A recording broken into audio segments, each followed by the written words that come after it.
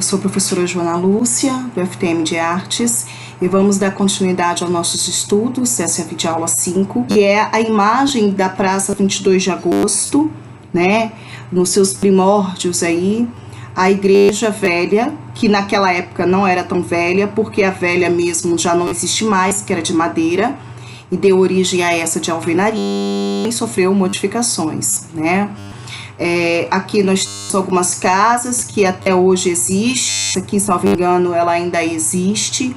Algumas passaram por mudanças, outras não, como é o caso da Rua da Conceição, aquela casa dos Calmon, né? Essa praça, que hoje se denomina 22 de Agosto, ela passou por várias mudanças. Esta é a pintura que a real pegou fogo, que estava lá no museu do Rio de Janeiro, que pegou fogo.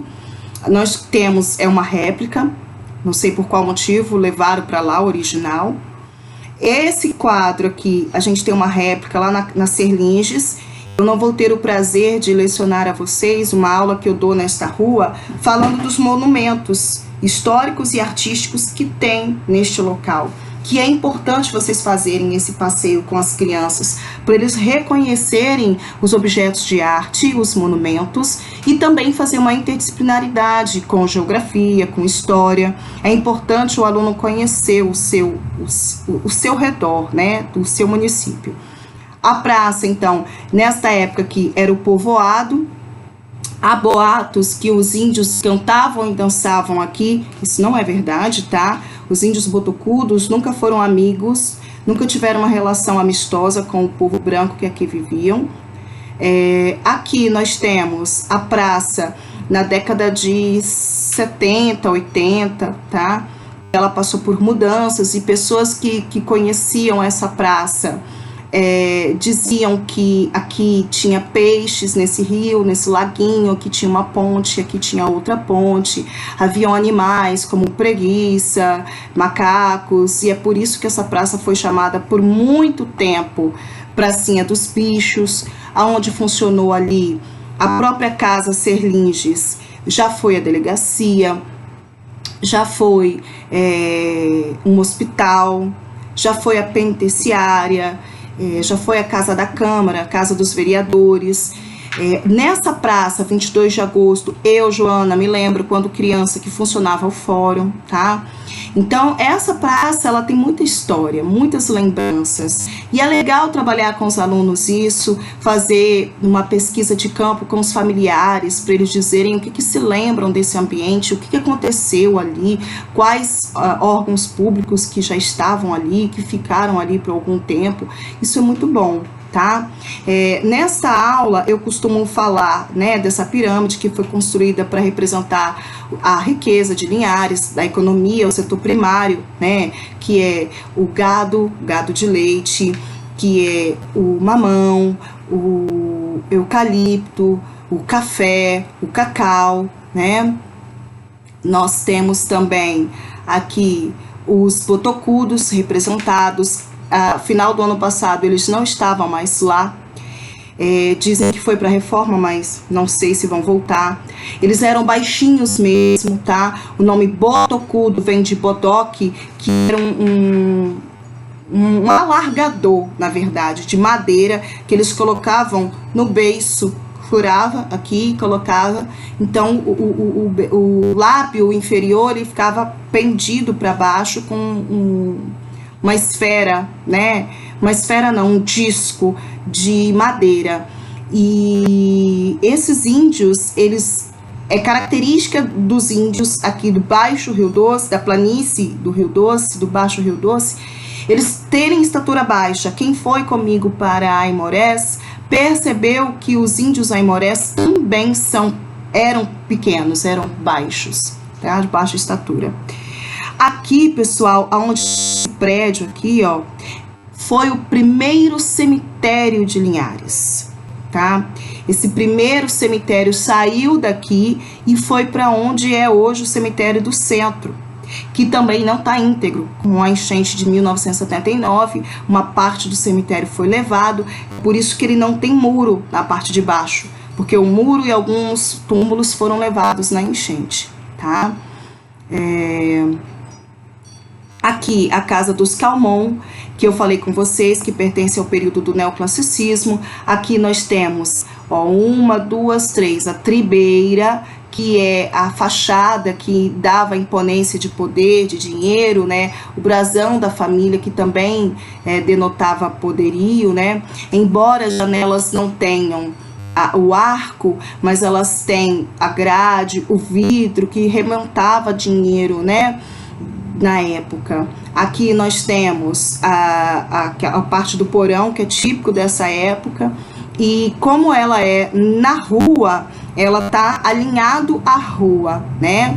E ao lado a varanda, porque as casas da cidade, como eu falei para vocês naquele período, elas tinham que obedecer essa regulamentação, que não poderia deixar um recuo e fazer a casa aos fundos, tinha que ser na beira da rua.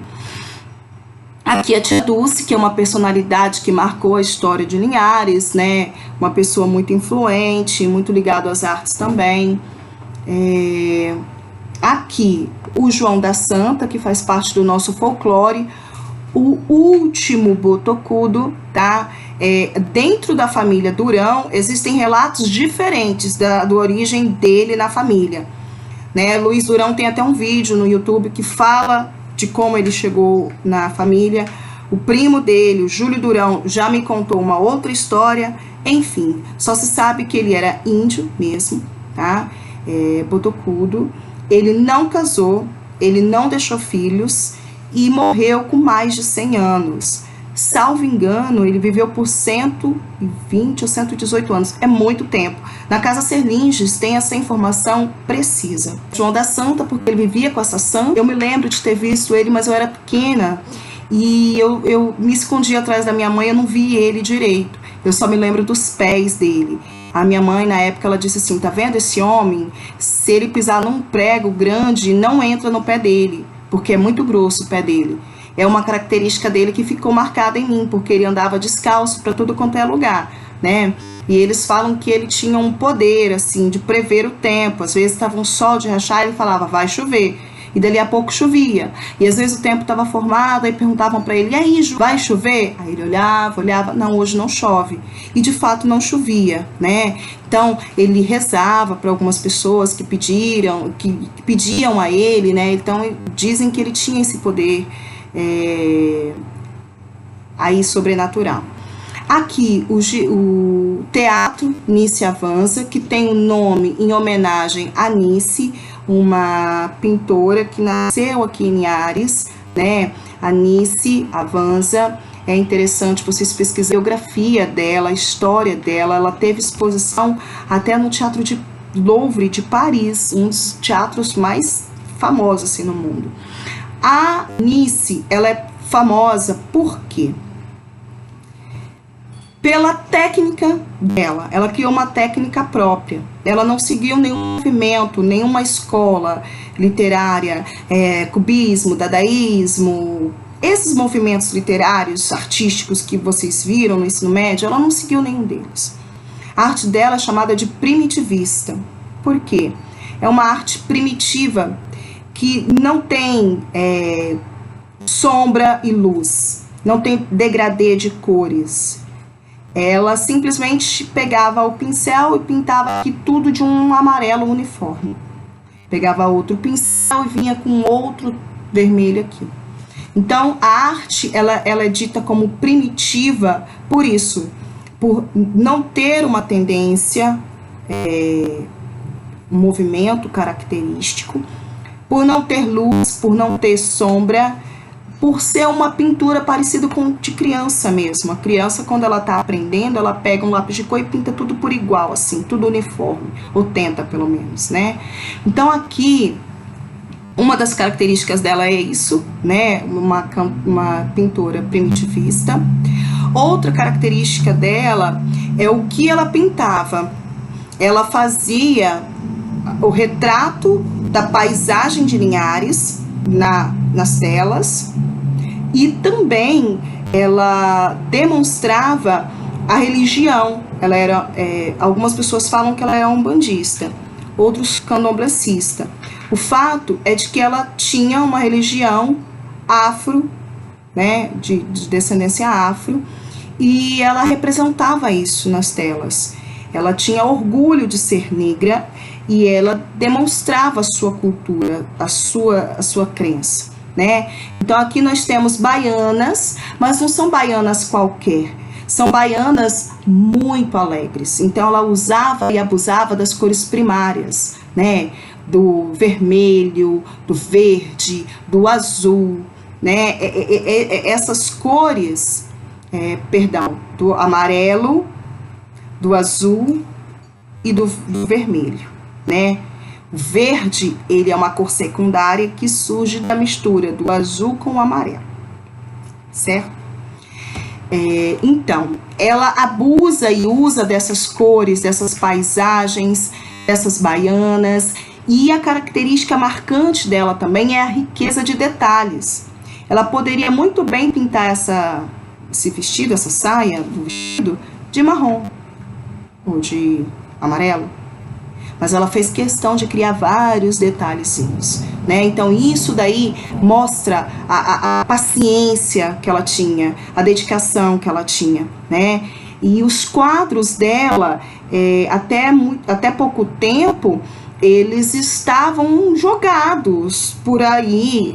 O homem que trabalha ali na Serlinges, o Helber, ele disse que alguns dos quadros dela estavam deteriorando e que por iniciativa própria ele e outras pessoas aqui de Linhares pegaram e tentaram restaurar, levaram para a UFES, para alguns restauradores restaurar, nem todos foram restaurados, alguns as traças já estavam comendo.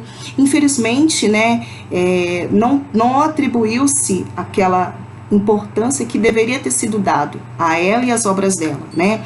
Há um tempo atrás eu fui na casa de um dentista amigo meu e vi uma obra da Nice lá. Eu fiquei, nossa, é a Nice. Ele, eu ganhei dela há uns anos atrás. Eu fiquei assim, fascinada. Mas são poucas pessoas que têm esse fascínio. Infelizmente, a gente só fica famoso nas artes depois de morto, e às vezes nem assim, né?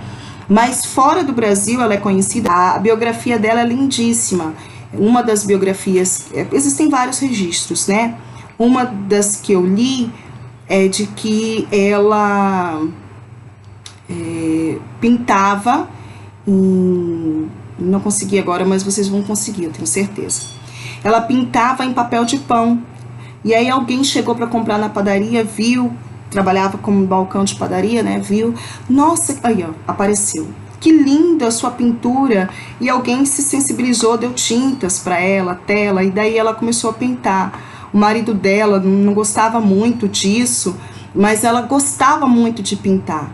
E até que chega uma hora que ele deixa ela pintar, e a paixão dela era cacau, ela amava cacau, e ela coloca cacau em muitas das suas pinturas, florzinhas em muitas das pinturas. Olha a releitura que ela fez da Santa Ceia, tá vendo? A pintura dela envolvendo aves aqui da nossa região, envolvendo o povo de Pontal do Ipiranga, aquele bar ali que tem próximo à pracinha, o ecológico, era de propriedade da Nice. Aqui é uma foto dela, né? E ela trabalhava ali naquele bar, fornecendo bebida, lanche, e os seus últimos dias foram ali, tá? É interessante vocês pesquisarem sobre ela, a biografia dela, a técnica que ela usava, as obras que ela fez, e dar aos alunos a criatividade de fazer no estilo dela a releitura de algumas obras, né?